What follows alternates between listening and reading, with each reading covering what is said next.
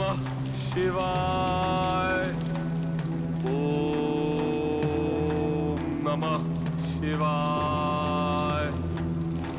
ओम नमः शिवाय। ओम नमः शिवाय। ओम नमः शिवाय। ओम नमः शिवाय। ओम नमः शिवाय। ओम नमः शिवाय। नेत्र खोलो प्रिय मूर।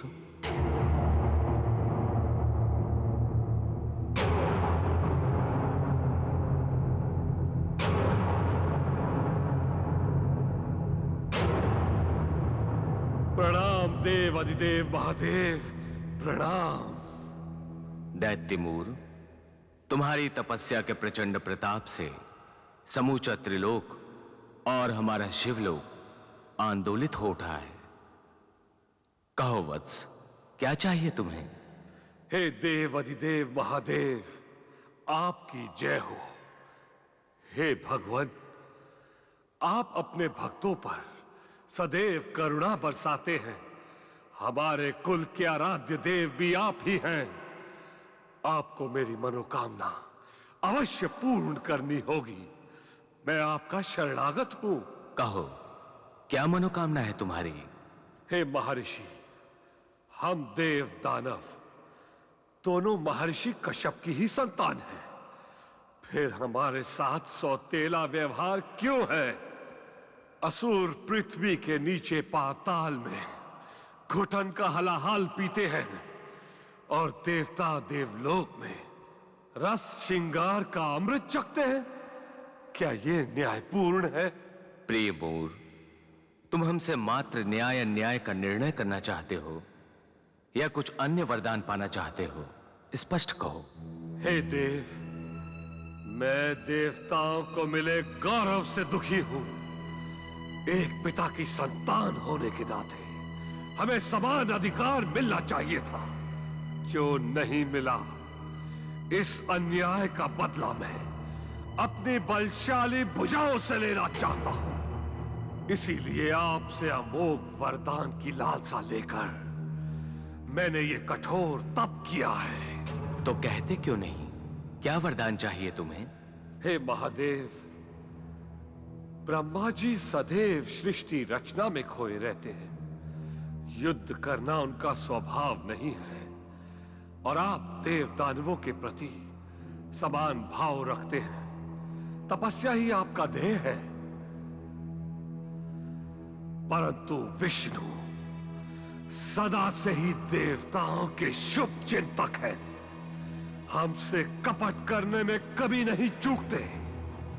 अतः आपसे मैं वरदान चाहता हूं कि मुझे ऐसा अपार बल दीजिए कि मैं समस्त देवताओं सहित विष्णु से सदा सर्वदा पराजय बना रहूं।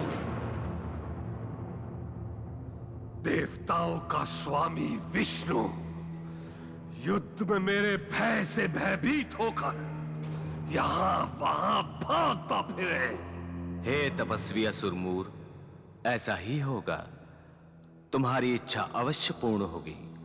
तुम्हारे पराक्रम के सामने देवता तो क्या, स्वयं भगवान विष्णु भी नहीं टिक पाएंगे। परंतु तुम्हें एक बात का सदैव ध्यान रखना होगा। वो क्या जगत प्रभु? अपने बल और पराक्रम के मद में आकर तुम भविष्य में किसी अबोध बालिका पर अत्याचार करने का दुस्साहस नहीं करोगे। अगर किसी अबोध बालिका पर अत्याचार किया तो तुम्हारी शक्ति समाप्त हो जाएगी और वही बालिका तुम्हारी मृत्यु का कारण बनेगी।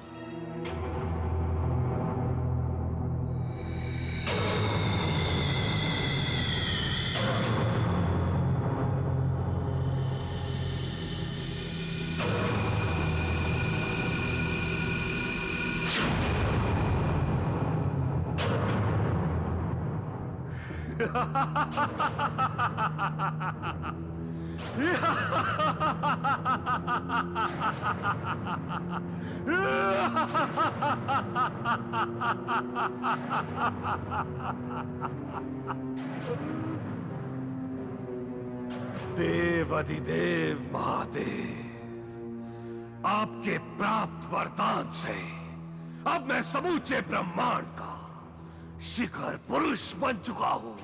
सर्वशक्तिमान, सर्वशक्तिशाली, अजर अमर हो चुका हूं।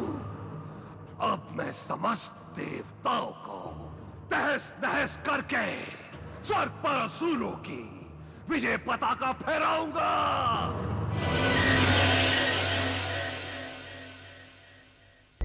असुरदेव, ये तो जघन्य श्राप है। ये श्राप नहीं, अपितु अभिशाप है। हां महामात्य जी, ये समस्त असुर कुल के सर्वनाश का महाभिशाप है। मूर अपने अत्याचारों से और अधिक अभिशप्त ना हो, इसीलिए हमने विवश होकर उसे बंदी बनाया है। एक आहत निर्दोष बालिका के करुण क्रंदन से निकला श्राप कभी निष्फल नहीं होगा। हमारे असुर साम्राज्य को अंततः सर्वनाश के प्रायश्चित को भोगना ही होगा। महाराज, आप महामात्य हैं, उचित मंत्रणा देना ही आपका धर्म है।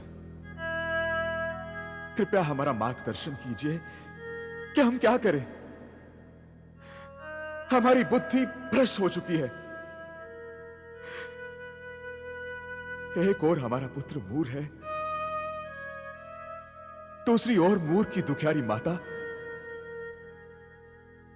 तथा तीसरी ओर हम आपके सामने जड़वत खड़े हैं, विवेक शून्य।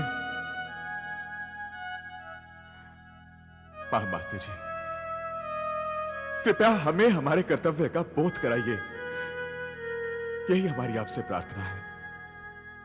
असुरदेव, स्वयं शुक्राचार्य सदैव ये कहते हैं कि भाग्य और दुर्भाग्य दोनों ही मनुष्य के जीवन से जुड़े होते हैं। एक श्राप हो, 100 श्राप या सहस्त्र श्राप। असुरों का भविष्य उस तापस कन्या के श्राप से निर्धारित हो चुका है।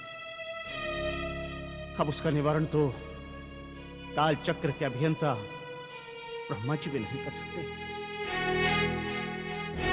जहां तक युवराज मूर के भविष्य की चिंता का प्रश्न है महाराज, हमें शुक्राचार्य ने कहा था कि जब तक सूर्य, चंद्रमा, सौर मंडल विद्यमान रहेंगे, देवाधिपति विष्णु के नाम के साथ युवराज मूर का नाम छाया की भांति अजर अमर रहेगा।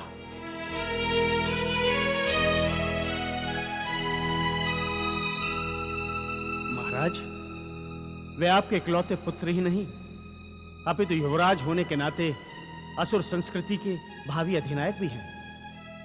और जहां तक उनके मन में देवों के प्रति भरे क्रोध, घृणा और आवेशपूर्ण उन्माद का प्रश्न है, तो यह भीषण उन्माद तो असुरों के चरित्र का आभूषण है, उनका गौरव है।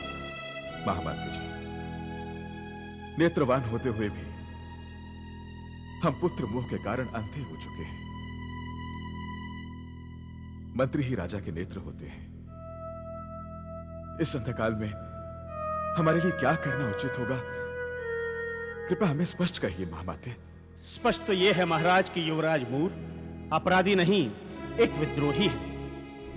उनका आचरण असुरों के रणनीति के अनुकूल है। वे राजा बलि, विरोचक और भक्त प्रहलाद के पथ के पथिक नहीं हैं। उनके आदर्श परम बलवान महिषासुर, हिरण्यकश्यप और हिरण्याक्ष जैसे कठोर युग पुरुष। नमस्तुते नमस्तुते